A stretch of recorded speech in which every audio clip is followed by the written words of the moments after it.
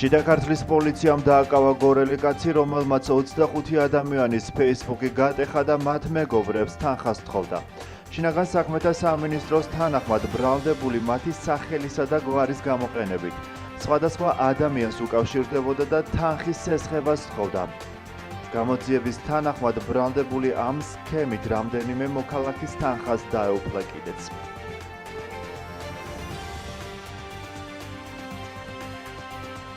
გორის რაიონული სასამართლოს გადაწყვეტილებით გორის ფოტოგრაფთა კლუბმა ხელოვნების სახლი დაუყოვნებლივ უნდა დატოვოს.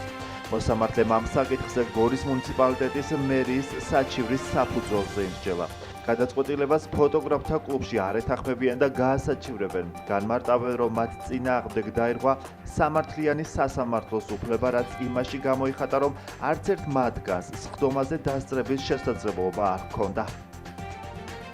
საჩელი შევიტანეთ ხელშეკრულების უდროოდ გაწყვეტის შესახებ. მერიამაც თურმე პარალელურ რეჟიმში ჩვენგან დამოუკიდებლად შეიტანა გამოსახლება, ესეთი პროცედურა გამოსახლებაზე და ანუ ჩვენი შეტანის არჩევ ჯერ არ ჩანიშნულა სასამართლოს ხმა, მათ შეტანილი ჩაინიშნა, ჩაატარეს, გაწყვეტილებაც მიიღეს. მივყვებით სამართლებრივ გზას მაქსიმალურად სადამდე შესაძლებელი იქნება. რა თქმა უნდა, სააპელაციოში წავალ შემდგომში და მე არ ვიცი მე რა ის არის ზემდგომი რა ის იქნება კიდევ იქაც სანამ ის გადაწყვეტილება არ იქნება ყოველ შემთხვევაში ჩვენ რასაც სიმართლედ მივიჩნევთ. ეს არის და ეს. სხვა შემთხვევაში მე უბრალოდ მოგვიწევს დავცალოთ სივრცე, თუმცა მანამდე არ ვჩერდებით და ვაგრძელებთ საქმიანობას და იმაზე უფრო აქტიურად ვიდრე ჩვენ წარმოგვედგინა. გორელ ფოტოგრაფთა კლუბის ირგვლივ მიმდინარე მოვლენებს ეხმაურება გორის მუნიციპალიტეტის მერის მოვალეობის შემსრულებელი, როგორც სიმონ გულედანი ჩვენთან საუბრისას ამბობს, მერის მიერ მიღებული გადაწყვეტილება სამართლიანია და ამას სასამართლოც დაადასტურებს. გულედანის თქმით, სწორედ ფოტოგრაფთა კლუბის მიერ ტერიტორიის დატოვების შემდეგ დაიწყება მუშაობა იმ პროექტის განხორციელებაზე, რაც მერიამ ჯერ კიდევ რამდენიმე თვის წინ დაანონსა. კონკრეტულად მერია აღნიშნულ სივრცეში გეგმავს ინოვაციური ცენტრის მოწყობას ახალგაზრდებისთვის, რომელიც აღიჭურვება თანამედროვე ტექნოლოგიებით.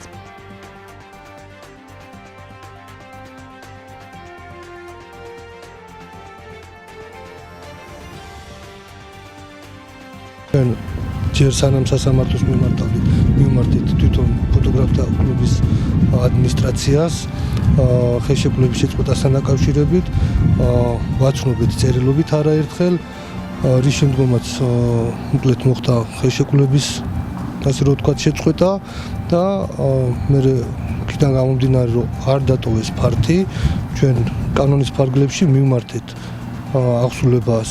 კანონის აღსრულებას სასამართლოს. არაფერი არ დაწყებულა ამ ეტაპის, იქიდან გამომდინარე რომ თვითონ არიან ამ ეტაპზე შენობაში, მიმდინარეობს სასამართლო წარმოება და გადაწყვეტილებას ველოდებით.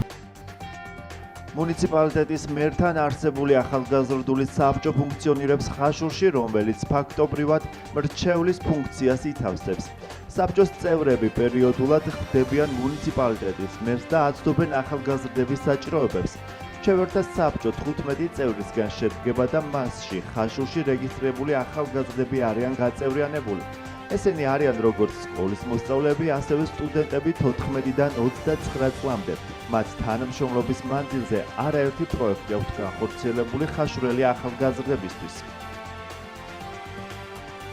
საკმაოდ კარგი სიახლეა იყო მუნიციპალიტეტში ბოლო წლების განმავლობაში. მუნიციპალიტეტის მერთან არსებული ახალგაზრდული საბჭო შეიქმნა. ხა მერთან არსებული რას გულისხმობს? ფაქტობრივად მრჩევლის ფუნქციას ასრულებს ეს საბჭო. საბჭო 15 წევრისგან შედგება და მასში ხაშურში რეგისტრირებული ახალგაზრდები არიან გაწევრიანებული და ესენი არიან როგორც სკოლის მოსწავლეები, ისე სტუდენტები 14-დან 29 წლამდე. საბჭო პერმანენტულად ხვდება მუნიციპალიტეტის მერს და მათი საჭიროებებიდან გამომდინარე და სხვათა შორის ძალიან კარგად ოპერირებენ მუნიციპალიტეტში. ძირითადად ისინი იკვლევენ ახალგაზრდების საჭიროებებს და მათი გეგმა ეფუძნება ამ საჭიროებებს. აქედან გამომდინარე ჩვენთვისაც პრიორიტეტულია ბუნებრივია, რომ ერთი არ რაღაც პროგრამა გვაქვს განსაზღვრული და მეორე რამდენად რეალურ საჭიროებას აკმაყოფილებს ადგილობრივი ახალგაზრდებისას. გორის ისტორიულ-ეთნოგრაფიული მუზეუმი სკოლის მოსწავლეებისთვის და უცხოელი ვიზიტორებისთვის ისევ მიმზიდველ ადგილად რჩება. გასულ წელს აღნიშნულ დაწესებულებას 15,000-მდე ადამიანი ესტუმრა. როგორც დაწესებულების ხელმძღვანელი აცხადებს, ახლა ყველაფერს აკეთებენ, რომ მალე ისტორიულ ეთნოგრაფიული სივრცე გორში 10,000-ობით ადამიანმა ნახოს. რაც შეეხება მიმდინარე წლის 3 თვის მონაცემებს, დაწესებულებას 1500-მდე ვიზიტორი ჰყავდა.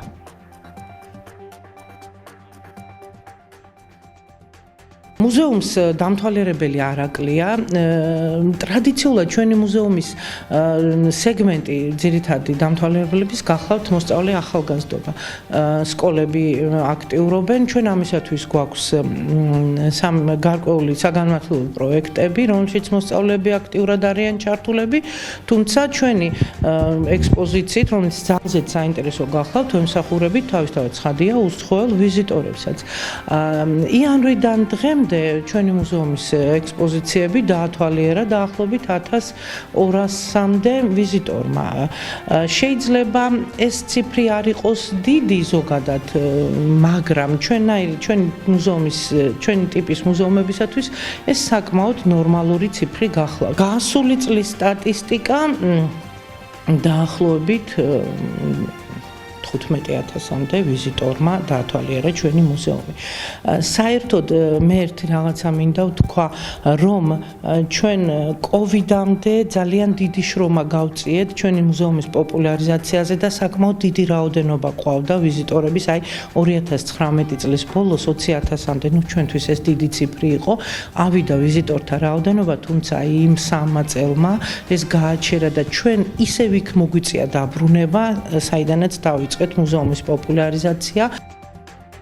მარკეტინგისა და გაყიდვების უფასო ტრენინგი ჩაუტარდათ გორის მუნიციპალიტეტში მცხოვრებ ბიზნესით დაინტერესებულ მოქალაქეებს. მათ შეისწავლეს თუ როგორ მოიზიდონ მეტი ტურისტი, როგორ გამოიყენონ ეფექტურად სხვადასხვა სოციალური ქსელები, როგორ გაყიდონ ტურისტული პროდუქტები, როგორ შეიმუშავონ მარკეტინგული გეგმა და განავითარონ საკუთარი ბიზნესი. ტრენინგის ინიციატორი გორის განვითარების სააგენტო იყო, სადაც იმედოვნებენ, რომ ყველა ვინც სწავლება გაიარა, მიღებულ ცოდნას საკუთარ საქმიანობაში გამოიყენებს.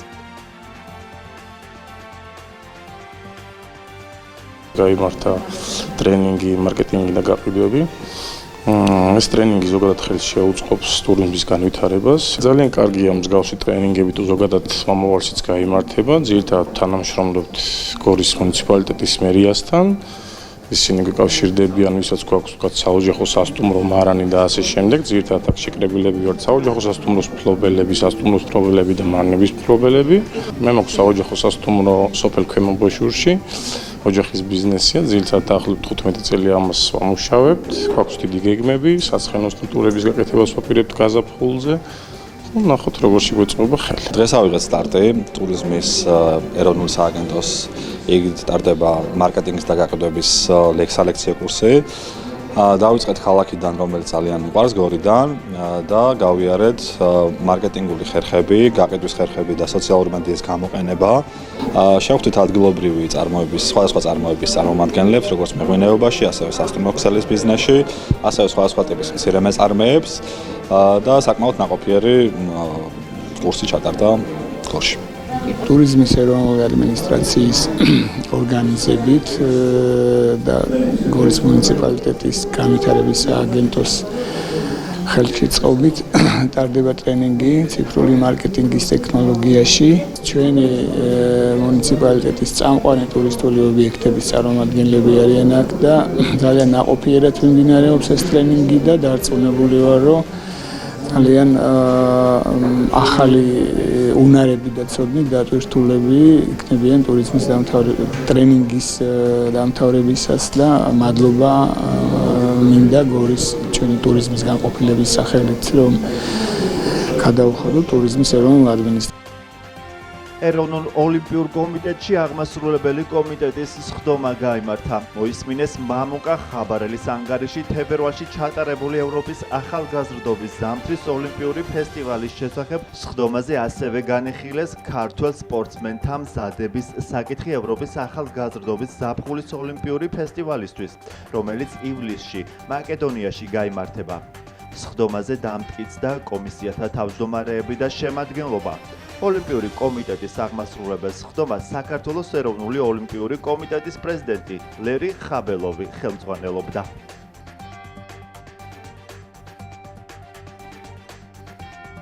დღეს აღმასკომის წევრებს მოკლედ წარუდგინე ანგარიში ძალიან წარმატებულ ფესტივალთან დაკავშირებით, რომელსაც საქართველოს 2025 წელს უმასპინძლა ევროპის ზამთრის ახალგაზრდა ოლიმპიურ ფესტივალს, მაგრამ წლის ბოლოს შემაჯამებელ სესიაზე უკვე იქნება ძალიან დაწვრილებითი ანგარიში. ევროპის ახალგაზრდა ფესტივალი ჩავდარეთ მაღალ დონეზე. შეიძლება ითქვას, რომ ძალიან აქტიურად დავიწყეთ წელი და ძალიან მნიშვნელოვანია შემდგომი გეგმები, ჩვენ გვინდა გავიმეორებთ ის შედეგები, რა შედეგები ჩვენა წინა ოლიმპიურ ციკლებში. 21 მარტი ქართული ჟურნალისტიკის დღეა. ღონისძიება გაიმართა ვეტერანების საქმეთა სახელმწიფო სამსახურში. მოეწყო გამოფენა კიდევ ერთხელ გაიხსენეს საქართველოს ტერიტორიული მთლიანობის ბრძოლაში წინა ხაზზე მყოფი მედიის წარმომადგენლები. ღონისძიებას ესწრებოდნენ ომის ვეტერანი ჟურნალისტები, ოპერატორები, ომის ვეტერანების შვილები. ჟურნალისტები, ჩვენი თანამებრძოლები მოვიწვიეთ დღევანდელ დღეს, რომ მათთან ერთად აღვნიშნოთ ეს ღონისძიება, დღევანდელი დღე და პლუს ამას ჩვენ მოვიწვიეთ ჟურნალისტიკის ფაკულტეტზე მოსწავლე ჩვენი ვეტერანების სტუდენტის შვილები. და ჩვენ გვინდა ამ თაობათა ერთობლიობით კიდევ ერთხელ გავაჟღეროთ ის, რომ ეს ქვეყანა ჩვენია. ქართული ჟურნალისტიკის დღის არსებობა თავისთავად ძალიან მნიშვნელოვანია, იმიტომ რომ ძალიან დიდი ღვაწლია ქართულ ჟურნალისტებს იმ პოლიტიკური პროცესების გაშუქებაში, თუ შეიძლება ასე ითქვას, ნაწილობრივ შექმნაშიც კი, რომელიც საქართველოში ხდებოდა. ნუ და გვაუწყდება, რომ აფხაზეთის ომმა 12 ქართველი ჟურნალისტი შეიწირა და ეს დიდი ციფრია ძალიან. ასეთი დღეები მნიშვნელოვანია რა ჩვენი მომავლისთვის და ჩემი აზრით აი ჩვენ მომავალი ჟურნალისტები ვართ და აი ჩვენ ვინც ვართ ვეტერანების შვილები არ უნდა დაგვაუწყდეს ეს ისტორია, არ უნდა დაგვაუწყდეს ეს ყველაფერი და ყველამ ერთად უნდა მაგალითი მივცეთ ჩვენს მომავალ თაობებსაც. საქართველოს და ამერიკის ურთიერთობა სუფთა ფურცლიდან მმართველ გუნდში სტრატეგიული პარტნიორობის მნიშვნელობაზე საუბრობენ და ამბობენ, რომ შტატებთან ურთიერთობა მთავარი საგარეო პრიორიტეტია. სახელმწიფო გუნდის თქმით, ტრამპის ადმინისტრაციისა და საქართველოს ხელისუფლების გზავნილები სრულ თანხვედრაშია. ჩვენი ქვეყნის პრიორიტეტების მნიშვნელოვანი წილად, რა თქმა უნდა, რჩება შეერთებულ შტატებთან ურთიერთობების არსებითი გადაწყვეტა. ამ კუთხით შემიძლია კიდევ ერთხელ გამიმეორო, რომ ის გზავნილები, რომელიც შეერთებული შტატების პრეზიდენტისგან ისმის, არის თანხვედრაში ქართული ოცნების პოლიტიკურ წიაღისეულებთან მთელი მოცულობით უმეტესწილად და აქ ნამდვილად არის იმის მაღალი ალბათობა, რომ ამ საერთო პოლიტიკურ სულისკვეთებაში ასევე პოლიტიკური ურთიერთობის მომავალი დაემთხოს ორ ქვეყანას შორის. ეს უნდა იყოს ბუნებრივია ურთიერთსასარგებლო ურთიერთობა. საქართველოს მხრიდან არ გადადგმულა არც ერთი ნაბიჯი, რომელიც უკან იქნებოდა დახეული იმ გზიდან, რომელიც ჩვენ სტრატეგიულ პარტნიორობას შეეფერებოდა. ყველას ცნობილია საქართველოს დახმარება თავისი სტრატეგიული პარტნიორის ამერიკის შეერთებული შტატების მიმართ სხვადასხვა სამხედრო მისიებში. ურთიერთობის გაფუჭება და სტრატეგიული პარტნიორობის შეჩერება გამოიწვია იმან, რომ საქართველოს ხელისუფლებამ არ დაუშვა საქართველოს ჩართვა ამ ომში.